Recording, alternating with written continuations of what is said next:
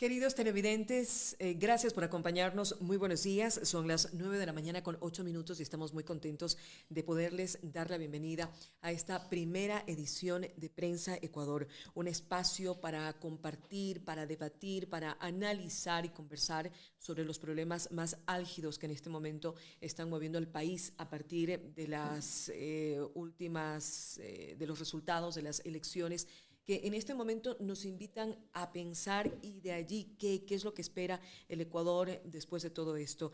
Es momento para celebrar, realmente es momento para celebrar.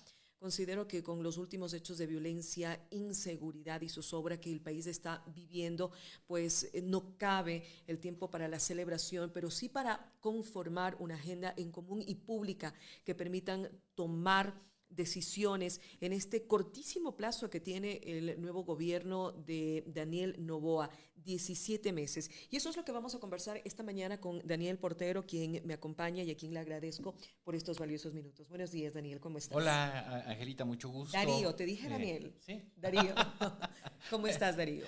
encantado, mi querida Ángela. Un gusto para aquellas personas que se están conectando y que se irán conectando a lo largo de la conversación. Justamente esta preocupación atañe a toda la ciudadanía de que empieza un nuevo gobierno y cuáles son las expectativas que tenemos sobre este nuevo gobierno.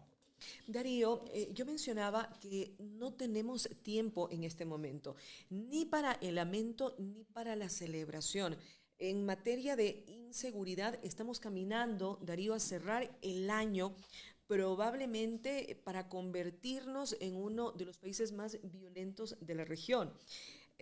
A renglón seguido, el fenómeno del niño, que según la Armada del Ecuador considera que hay una posibilidad del 56% de que realmente sea un embate durísimo con una afectación estimada por el gobierno nacional en 4.000 millones de dólares. Es un asunto serio, realmente, Darío. Totalmente de acuerdo, Ángela. Y el primer aspecto que me gustaría que abordemos es acerca de la inseguridad. Y tiene sobre eso dos aspectos fundamentales. El primero, que es la inseguridad política, y el segundo, que es la inseguridad ciudadana. Sobre inseguridad política es importante que el nuevo gobierno empiece a trabajar y entender que sin conversaciones o sin acuerdos políticos va a ser difícil gobernar.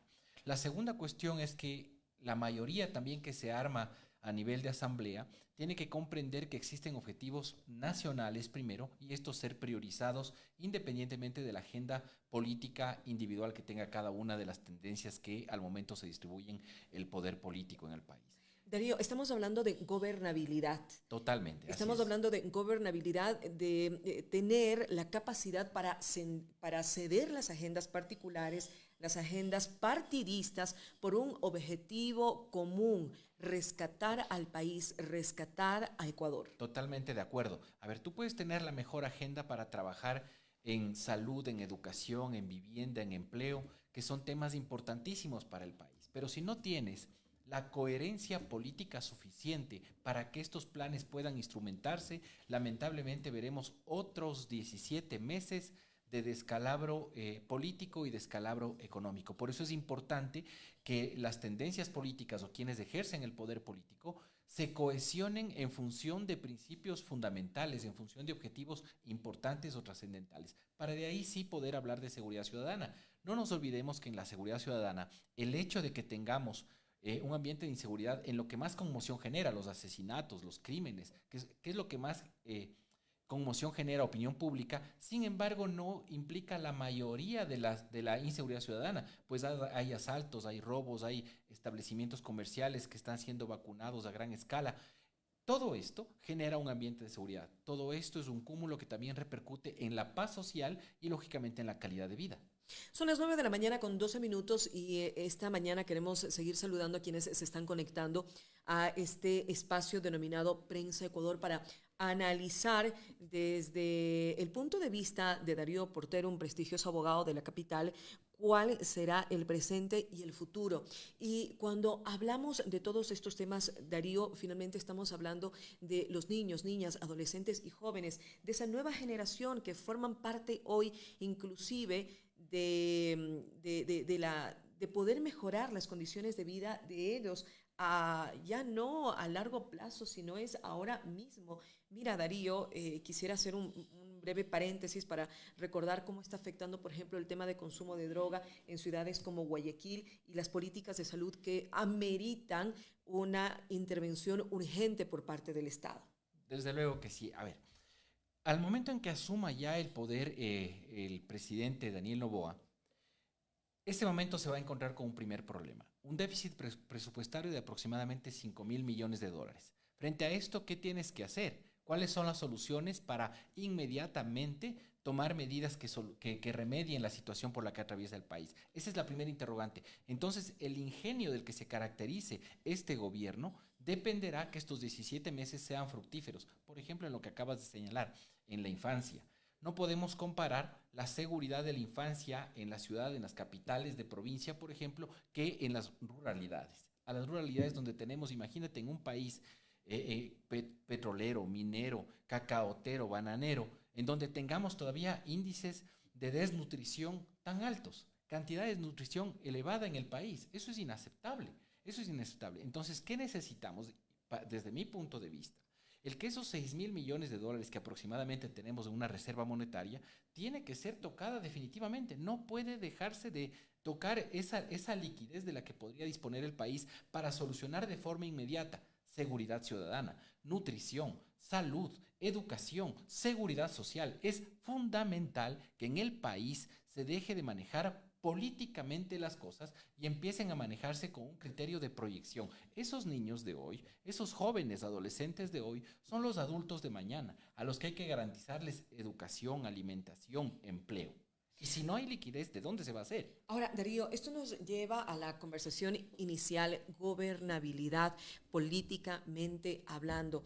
Estamos hablando de que las bancadas más grandes que tienen la Asamblea en esta reconfiguración política se encuentran en el correísmo y construye. ¿Consideras tú, avisoras, la posibilidad de que puedan ceder y puedan unirse a esta agenda para rescatar del abismo al país, Darío? A ver, los ejes fundamentales de cada tendencia política que este rato se han polarizado indudablemente, ¿no? Como ha venido siendo ya histórico en los últimos 10 años aproximadamente, esta polarización tiene que identificar aquellos ejes fundamentales en los que coinciden. Por ejemplo, tú puedes ser político, sí, sin seguridad. ¿Tienes cómo desarrollar esa política sabiendo que un candidato a la presidencia terminó asesinado en medio de un proceso electoral? ¿Tú crees que puedes hacer política así? Entonces, ¿qué se necesita? Trabajar en seguridad. Entonces, este es uno de los ejes fundamentales en los que deben coincidir. El gasto público para seguridad es fundamental. Y para esto, lógicamente, procesos de depuración en Policía Nacional, procesos de formación de nuevos policías, procesos en el que se respete la carrera policial y procesos también en el que los militares se integren a ese proceso de seguridad ciudadana. Es indispensable. Entonces, yo considero que este eje fundamental de seguridad, policía, servicio militar, va a ser un eje fundamental en el que las fuerzas políticas aparentemente opuestas van a tener que coincidir, porque si no, para ninguno de los dos a la vuelta de 17 meses van a tener un Estado que gobernar, porque va a seguir gobernando un estado de delincuencia, un estado de inseguridad, un estado de desempleo. Entonces, ese es un eje fundamental y común, por ejemplo. Ahora, ¿es posible en 17 meses plasmar un plan de gobierno? ¿Realmente alcanzan 17 meses para poder establecer una agenda en común, para una consulta popular inclusive de la que se está hablando? Es lo que estaremos conversando después de una pausa que vamos a hacer en este momento. Necesaria e importante. Mientras tanto, usted también puede aportar a este espacio de diálogo con sus comentarios, con sus inquietudes. Están abiertos nuestros canales y nos gustaría leerlos. Volvemos en breve, son las 9 de la mañana con 17 minutos. Gracias, Darío. A ti, No nos muchas despedimos, gracias. no nos despedimos. Vamos a una pausa nada más y volvemos.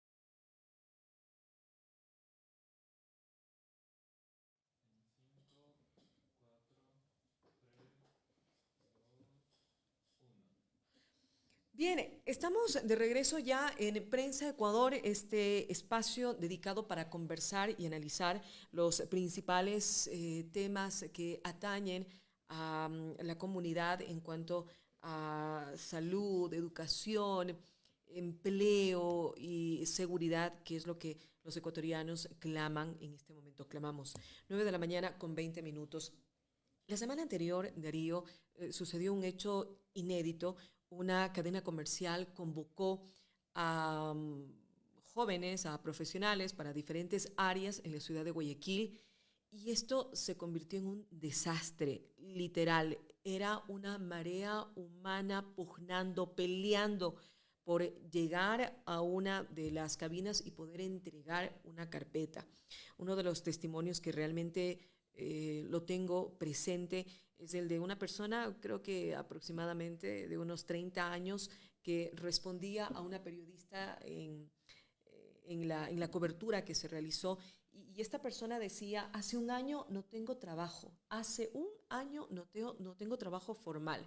Tengo hijos, tengo una familia que mantener y por eso cuando convocaron a la posibilidad de un empleo, estoy aquí desde las 11 de la noche de un día antes. Esa es la realidad de miles de ecuatorianos que no tienen un empleo, que no tienen la posibilidad de un trabajo formal para sustentar a su familia y que será uno de los problemas que deberá enfrentar el gobierno de Daniel Noboa. Tú empezaste diciéndome Daniel Portero, ¿no? Así fue Sí. la... Estamos muy conectados con el tema del actual presidente. ¿Y por qué es importante? Porque es importante lo que tú acabas de topar en este momento, el empleo. En el empleo, el presidente de la República no puede dejar de lado la agenda que ya estaba manejando la Asamblea Nacional. Una reforma fundamental o esencial o de base al Código del Trabajo que tiene vigencia desde 1930, 1938 aproximadamente. Entonces, tiene normas que ya necesitan ser actualizadas. La realidad jurídico-laboral en el país cambió. Entonces, tienes la cantidad de personas trabajando, por ejemplo, prestando servicios contables aquí en el país para empresas alemanas. Tienes a ecuatorianos trabajando desde España en el país, en línea. Todo esto tiene que innovarse, todo esto, las normas tienen que actualizarse para generar empleo. Desde luego, para generar empleo necesitas de emprendedores. Sin emprendedores no va a haber empleo. Tú ves la cantidad de locales comerciales u oficinas que están en arriendo o en venta solamente en Quito, es porque justamente las personas o los ciudadanos no están emprendiendo, están en un ambiente de inseguridad o de incertidumbre, no solamente por el tema delincuencial, sino también por el tema del Estado. ¿Qué va a pasar con el servicio de rentas internas en cuanto a los tributos? ¿Qué va a pasar con el manejo de la seguridad social a futuro? ¿Qué va a pasar con las entidades financieras y las tasas de interés que les permitan acceder a créditos para emprendimiento? De ahí que es importante también una profunda transformación en educación.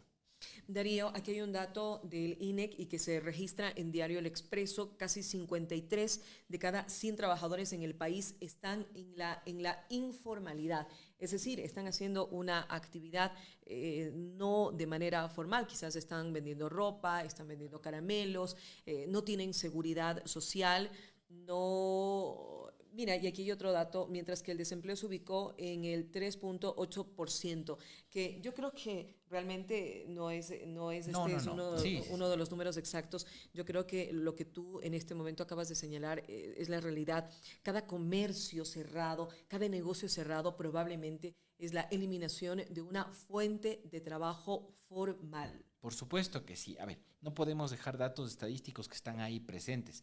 Al menos 3 de cada 10 ecuatorianos son los únicos que han podido conseguir empleo adecuado, es decir, con una afiliación a la seguridad social, con beneficios 13º, 14º, vacaciones. 7 de cada 10 ecuatorianos están lo que antes se llamaba el subempleo. Y para dejar de esta denominación que resultaba un poco incómoda, le cambiaron no, exactamente el término no tengo, pero dejó de llamarse subempleo. Pero estas 7 personas o estos 7 ciudadanos son personas que tienen a sus familias en hospitales. Estas personas son que tienen a sus hijos sin poder acceder a educación, que tienen sus negocios que han quebrado, que tienen préstamos que no han podido pagar. Entonces, a estos 7 de cada 10 ecuatorianos que están en el desempleo, son a quienes hay que incorporar a la economía del país. ¿Y cómo se los incorpora? A través de las mejoras en las condiciones económicas para que puedan emprender con certidumbre. Por eso es lo que tú decías.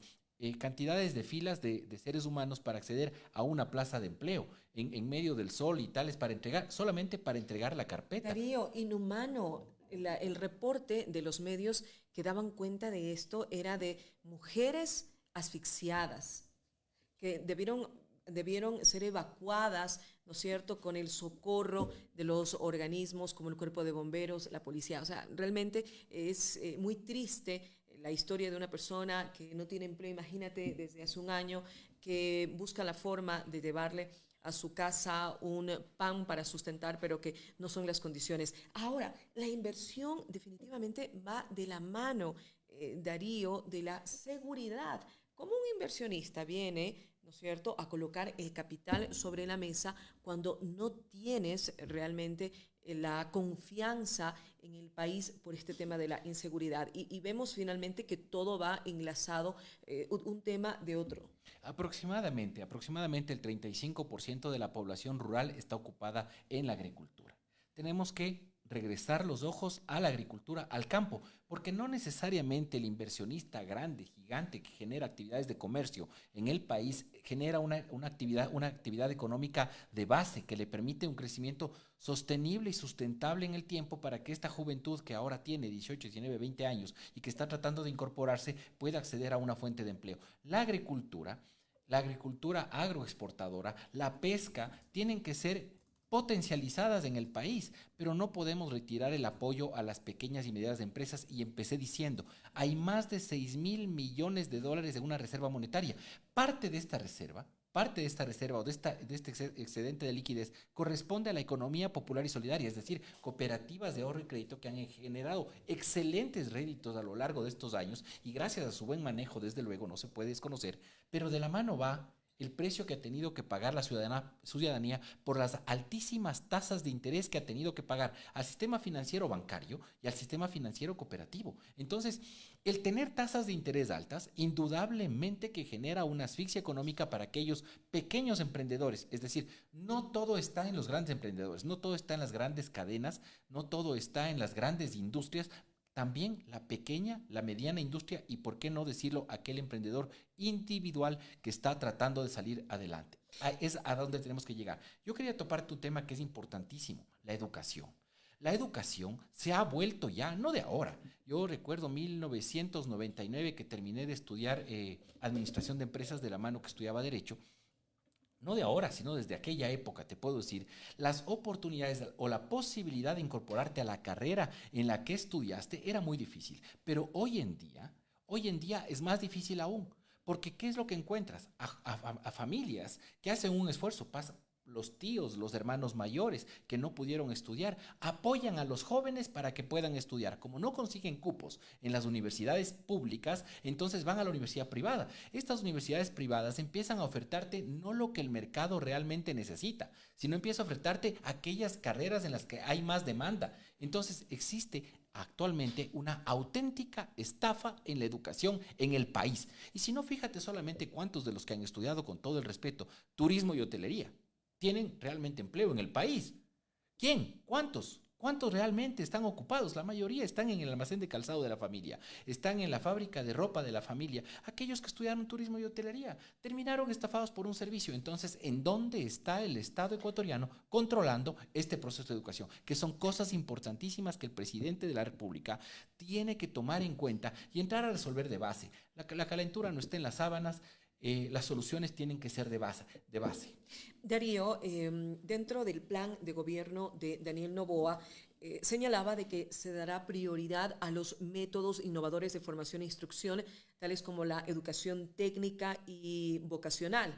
Ofrece también incluir programas de emprendimiento, sostenibilidad e innovación, así como de competitividad y desarrollo económico. Darío, ¿cómo se aterriza este plan de gobierno en nuestra realidad? A ver, en el tema educativo es necesario la seriedad en el servicio educativo que prestan las instituciones universitarias o de educación superior, llámense institutos, llámense centros de capacitación, llámense universidades, centros de posgrado. ¿sí? Donde la masificación, antes era muy común encontrar a los bachilleres, hoy en día es muy común encontrar al titulado, al abogado, al médico, al ingeniero civil, al ingeniero en administración de empresas, es bastante común. La pregunta se vuelve siempre es, ¿cuáles son las oportunidades de empleo que este sector de la economía o que estos jóvenes que confiaron en un sistema de educación que además está regulado o altamente controlado, se supondría, ¿sí? Que confiaron al estudiar sus carreras universitarias?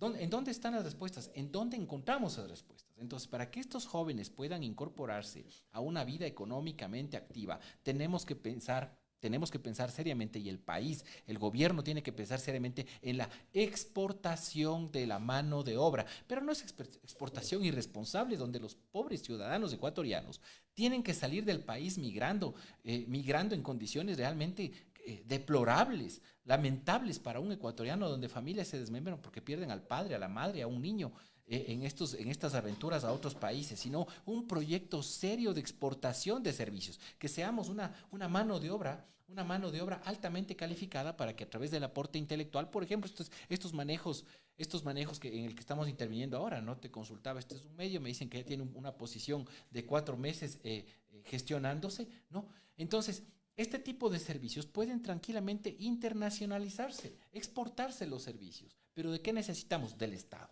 Del Estado que te ponga el norte y te dé la luz para que puedas pensar en esa proyección internacional, para dejar de ver cómo nuestras familias, nuestros hijos ahora, vimos antes a nuestros tíos, a nuestros abuelos que migraban fuera del país en busca de oportunidades, y ahora estamos viendo cómo nuestros hijos están pensando en esta opción del fenómeno migratorio. Por eso yo reflexionaba al inicio de este espacio de que tras conocer los resultados de estas elecciones, no hay ganadores ni perdedores, no es momento para celebrar. Creo que en 17 meses podremos estar en este mismo escenario y habremos perdido un valioso tiempo si es que no logramos concentrar todos estos temas tan importantes dentro de una agenda pública: salud, educación y la seguridad.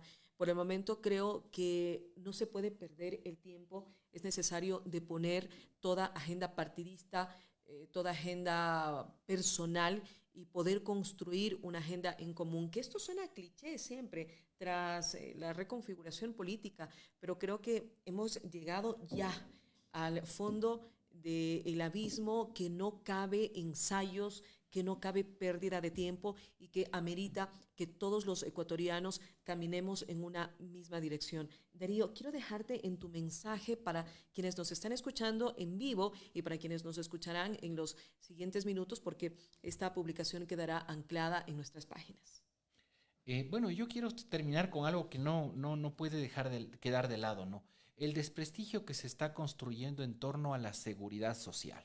La seguridad social es fundamental en una economía que se precie de previsión a futuro para aquellos que en el momento tendremos que depender o del servicio de salud o del servicio de una pensión jubilar. Es importantísimo que el presidente de la República adopte con absoluta seriedad el sistema de seguridad social en el país, para que deje de ser la tesorería de 4 pilluelos que al son de que supuestamente van a salvar la seguridad social, entren y la descalabren más. Los que entran solamente a raspar la olla. Entonces es importante que le regresen los ojos a la seguridad social y se construya también de forma real un proyecto a futuro para los siguientes 50 o 100 años, para que nuestra ciudadanía sepa que sus aportes van a ser adecuadamente administrados. Una auténtica previsión social, creo que con eso terminaría. Le agradezco a Angelita por la invitación, agradezco a la ciudadanía y confiemos. Además, claro está que no está todo en las manos del presidente de la República actualmente electo, sino está en manos de todos y cada uno de los ecuatorianos, que desde nuestras familias tenemos que construir el mejor país posible para nosotros. Gracias. Y queremos saludar al presidente más joven de la historia del país, Daniel Noboa, pero también a quienes se levantan todos los días para luchar por sus familias. Finalmente, para salir adelante, necesitamos tomarnos la mano y poder juntos luchar realmente con la inseguridad y con todas estas cosas que lamentablemente nos han llevado a este momento. Nos despedimos, Darío. Ha sido un placer conversar contigo en esta mañana.